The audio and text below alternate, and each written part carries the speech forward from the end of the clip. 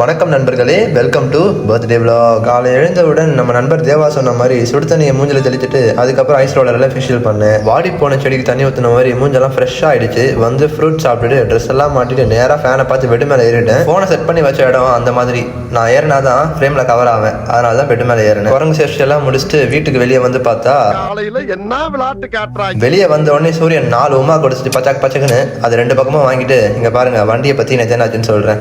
ஜிம்மை முடிச்சுட்டு நேற்று வந்து ஸ்டாண்டை போட்டு இறங்குறேன். டொம்முன்னு மேலே விழுந்துருச்சு. என்ன இருந்தாலும் வண்டியை தப்பு சொல்ல முடியாது, நம்ம தான் ஒழுங்காக பார்த்துருக்கணும். நான் பார்க்காம விட்டது ஏன் தப்பு தான். உங்களுக்கு R15 பிடிக்கும்னா கமெண்ட் பண்ணுங்க, KTM பிடிக்கும்னா லைக் பண்ணுங்க.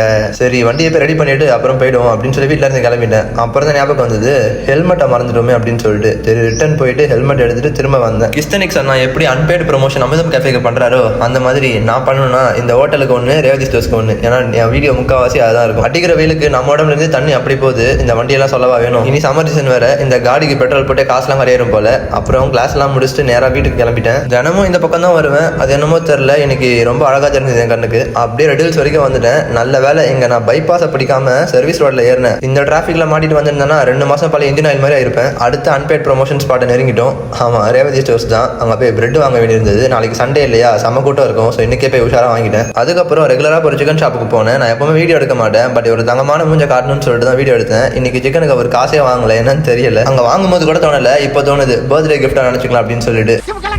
அது வேற ஒன்றும் இல்லை, காலையில் எழுந்த உடனே முட்டை கலைக்கு சாங் வந்து டான்ஸ் ஆடிட்டு இருந்தேன். சரி அது ஆடியே தீரணும்னு சொல்லிட்டு வந்து ட்ரெஸ் எல்லாம் மாற்ற மாடிட்டு இருந்தேன்னா அதாவது வீடியோ எடுத்து வச்சிருந்தேன். ஒரு 2 மினிட்ஸ் என் எக்ஸு கால் பண்ணா. அந்த 2 மினிட்ஸை தவிர இந்த நாள் ரொம்ப அருமையாக போச்சு. பட் அந்த 2 மினிட்ஸ்னால எதுக்கு நம்ம இந்த ஹோல் டேவே ஸ்பாயில் பண்ணிக்கலாம்னு சொல்லிட்டு அதை நான் மைண்ட்லேயே ஏற்றிக்கல. சேனல் 3 மாதம் 4 மாதத்துக்கு மேலே போயிட்டு இருக்கு, இன்னும் க்ரோத்தே இல்லையே அப்படின்னு சொல்லி ஃபீல் பண்ணும்போது தான் கரெக்டாக அவரோட வீடியோ என் கண்ணில் மாட்டுச்சு. இதே நிலைமையில அவரும் ஒன்று இருந்திருக்காரு. அப்படியே என்கிட்ட சொன்னார் அந்த வீடியோவில், good things takes time. Next birthday வரைக்கும் இருக்குது.